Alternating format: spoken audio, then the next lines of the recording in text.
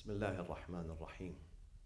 الحمد لله رب العالمين، نحمده ونسبحه ونقدسه على آلائه ونعمائه، ونشهد أن لا إله إلا الله وحده لا شريك له، وأن سيدنا محمدا عبده ورسوله أرسله بالهدى ودين الحق ليظهره على الدين كله. اللهم صل وسلم وبارك وترحم على محمد وآل محمد كأفضل ما صليت وسلمت وباركت وترحمت على إبراهيم وآل إبراهيم في العالمين إنك حميد مجيد. وصل اللهم وسلم على خلفاء نبيك وأوصيائه وأهل بيته وأحبته، علي أمير المؤمنين وقائد الغر المحجلين، وعلى البضعة الطاهرة فاطمة الزهراء سيدة نساء العالمين، وعلى سبطي نبي الرحمة وسيدي شباب أهل الجنة الحسن والحسين عليهما السلام، وعلى علي بن الحسين ومحمد بن علي وجعفر بن محمد وموسى بن جعفر وعلي بن موسى ومحمد بن علي وعلي بن محمد والحسن بن علي والخلف الهادي المهدي، عجل الله تعالى فرجه وسهل مخرجه وجعلنا من أنصاره وأعوانه. عباد الله، أوصيكم وأوصي نفسي بتقوى الله ولزوم أمره. قال الله تبارك وتعالى في كتابه الكريم: أعوذ بالله من الشيطان الرجيم، بسم الله الرحمن الرحيم: وأن هذا صراطي مستقيما فاتبعوه ولا تتبعوا السبل فتفرق بكم عن سبيله. صدق الله العلي العظيم.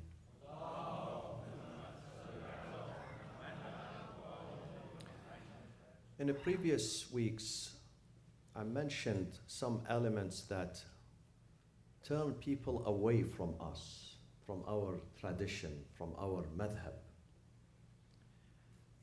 I mentioned some of them. I will repeat some of them today. These areas, we have to work on them.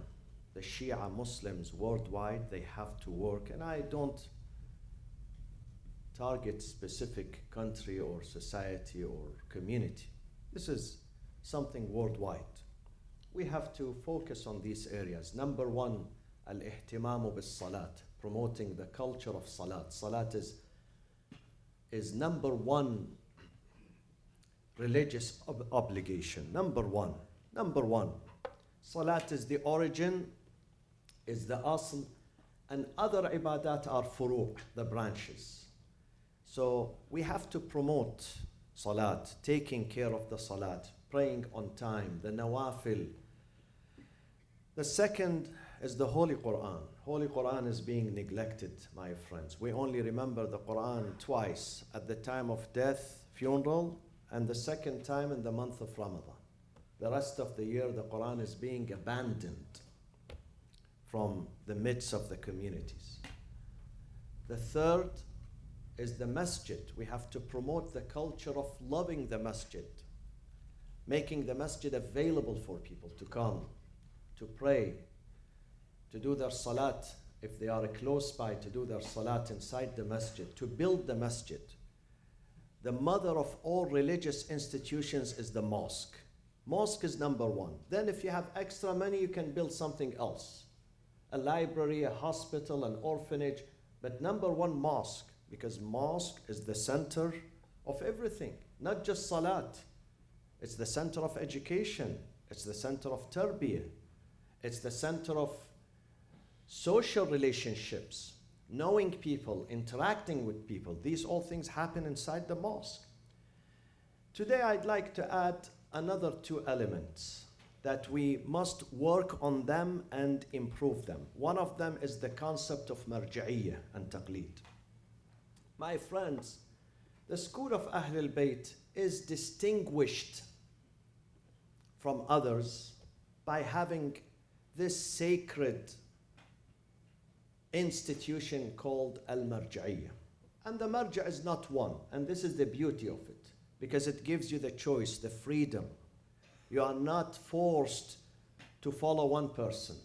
You can go and shop, compare and contrast, read about them, ask about them, maybe sometimes if you can, meet them, go and meet them, interview them, and then you can choose your own marja. And many of them, I would say not all, many, probably 70% of them, their doors are open for the people to go and meet with them. So this is a point of strength for the Shia Muslims, that they have multiple maraja, not one. This is democracy. Multiple maraja is the point of not weakness, but strength. This means that I'm free to choose whoever I think is best. Unfortunately, this is not the case. It is supposed to be blessings, but in some cases we are not making it a source, the marja'iyya, we are not making it a source of a blessing. We are making it a source of division in the community. When politics interfere in the business of marja'iyya, both things are going to be destroyed, marja'iyya and politics itself, both of them. So unfortunately, because of the act and the mishandling of very few, but those very few are very loud, this institution has been tainted with corruption in some cases, not all cases, in some cases. We wasted much time fighting over who's a'lam. People fight, friends, brothers and sisters in the same family. Sometimes they fight, they don't speak to each other because one of them believes that one is a'lam, the other thinks no, the other one is a'lam. What is this business of a'lam? This should not be a point of contention between us. A'lam, it's like going to a doctor. You believe that this cardiologist is better, you have experience with him, another one has another view. So okay, we go to the expert. So a'lamiyya, who is afdal, who is better, who is more, has taqwa, who's this and that, should not be a reason for our division. That should not divide us. Marja'iyya should unite us. This is number one. Number two, my friends, taqleed is important. All ulama, all scholars believe that taqleed is mandatory, wajib. However, we should not follow the marja' blindly, because God has given you reason and aql. The aql, not only God give it to the marja' and he did not give it to you. The same aql that he gave to the marja', he gave it to you. So you have to use your aql. That does not mean the marja' is ma'soom, because he himself, he says, I am not ma'soom. The marja', whoever he is not ma'soom. We have the ma'soomin, we know the ma'soomin. The marja', we assume that he's right, but sometimes, maybe sometimes, he commits a mistake. His view is not right. This is why sometimes they have different views. They have different views with each other. It doesn't mean all of them are right. When we have different views, it means one of them is right, the others are not right. But if you are following one of them thinking that he is the most qualified, Allah is not going to charge you there, because you say to him, God, you asked me to follow this marja'. You asked me to follow a marja', and I did my best. I researched, I followed him. Now he turned to be wrong. This is not your problem. However, we should not follow blindly, because God has given us reason.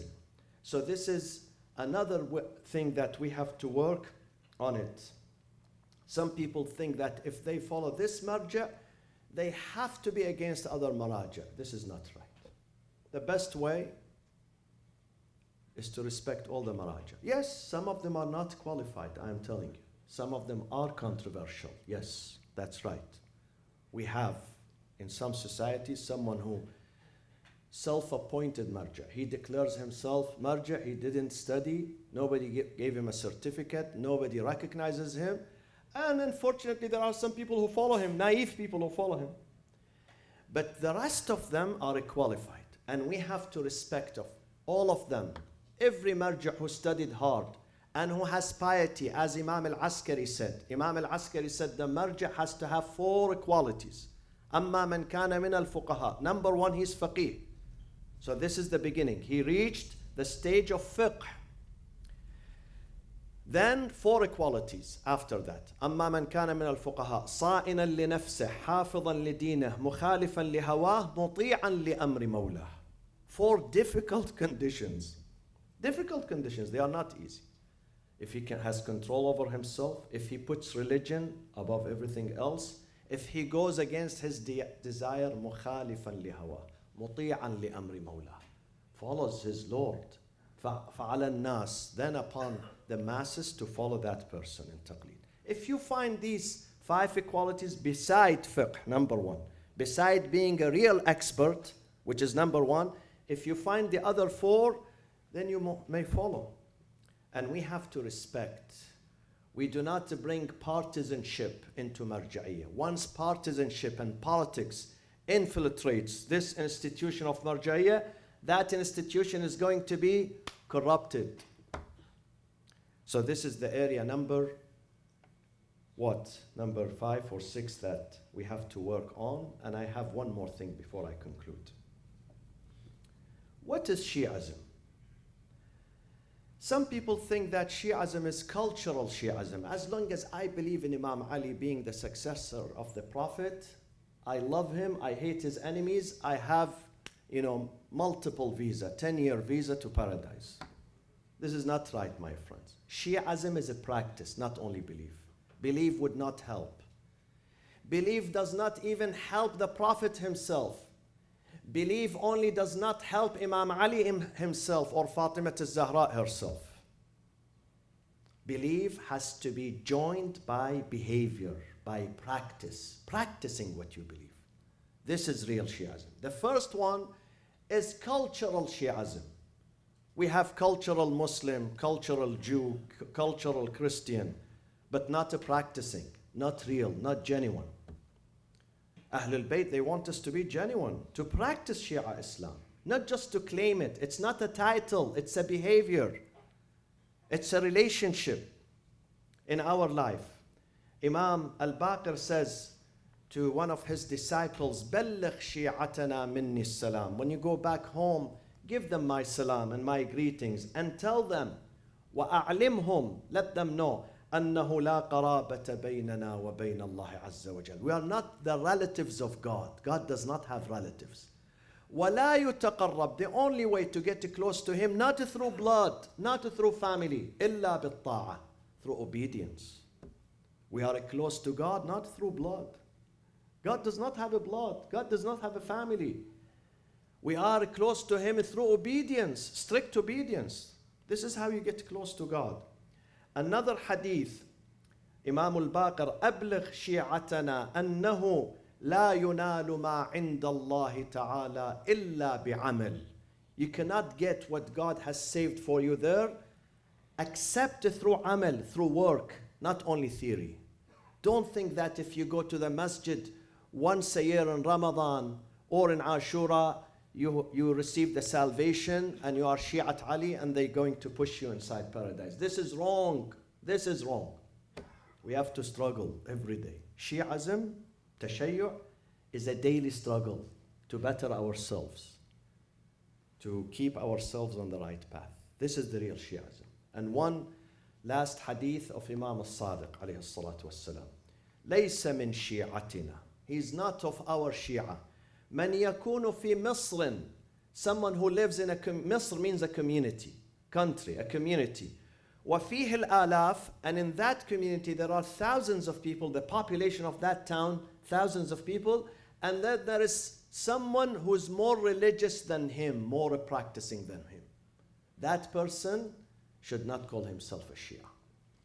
Imam al-Sadiq says, if you want to be a Shia, you have to be the best in terms of manners, in terms of faith, in terms of piety and righteousness. You have to be number one in that town. Once you are number one in your behavior, then you can call yourself the Shia. We have to work on these ideas, my friend. We have to work. We came to this country, we left our traditional countries. We came to a new society. A new society means a new opportunities, new future for us and for our children. I don't say a new religion, no, but a new behavior, a new understanding of Islam. Leave, break free from the traditional understanding. People back home, they go to the mosque. There are mosques, adhan, Ramadan, celebrations. But when you go to the market, as if this is not an Islamic society. Where is Islam in the market? Where is Islam in the family? Where is Islam in the neighborhood? It's missing. We need an Islam which is visible, everywhere, every corner, especially in the heart, in the family, in the market, not just in the masjid. أقول قولي هذا وأستغفر الله لي ولكم. بسم الله الرحمن الرحيم. إن الله يأمر بالعدل والإحسان وإيتاء ذي القربى وينهى عن الفحشاء والمنكر والبغي يعظكم لعلكم تذكرون. اللهم اغفر للمؤمنين والمؤمنات والمسلمين والمسلمات الأحياء منهم والأموات. تابع اللهم بيننا وبينهم بالخيرات إنك مجيب الدعوات. اللهم من على مرضانا بالشفاء والعافية. Join me in reciting Amman Yujib for a lady who has been hospitalized. أعوذ بالله من الشيطان الرجيم. بسم الله الرحمن الرحيم. أمن يجيب المضطر إذا دعاه ويكشف السوء. أمن يجيب المضطر إذا دعاه ويكشف السوء. أمن يجيب المضطر إذا دعاه ويكشف السوء. أمن يجيب المضطر إذا دعاه ويكشف السوء. أمن يجيب المضطر إذا دعاه ويكشف السوء. يا الله من على مرضانا بالشفاء والعافية وعجل في فرج سيدنا ومولانا صاحب العصر والزمان وإلى أرواح المؤمنين والمؤمنات والشهداء ثواب الفاتحة مع الصلاة على محمد وآل محمد.